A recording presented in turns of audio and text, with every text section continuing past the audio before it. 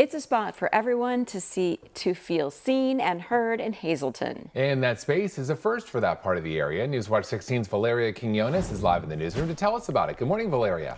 Good morning, John and Mindy. April is Autism Acceptance Month, and the Hazleton Area Recreation Program is taking a big step towards inclusivity with the first and only public sensory room in the Hazleton area. So we have sensory pads here, things they can touch, things they can play with that are based on their needs. Christy Provanzo shows us around the new public sensory room here at the Hazleton Area Recreation Program on South Poplar Street. Provanzo is the executive director of HARP.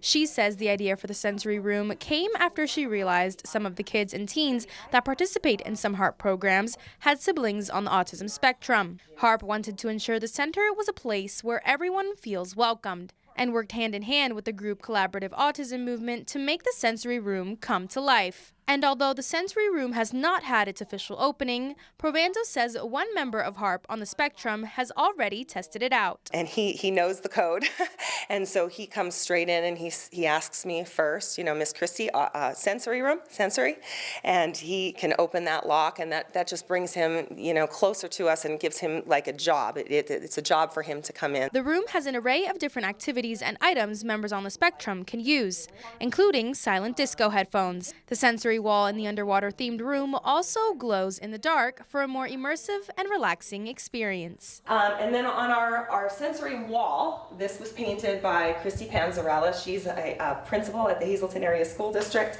And then we embedded some sensory items on it so that they could touch and play with them. So they can touch. Some are wood, they're different textures, they're glass. Right. We have some rocks down in here.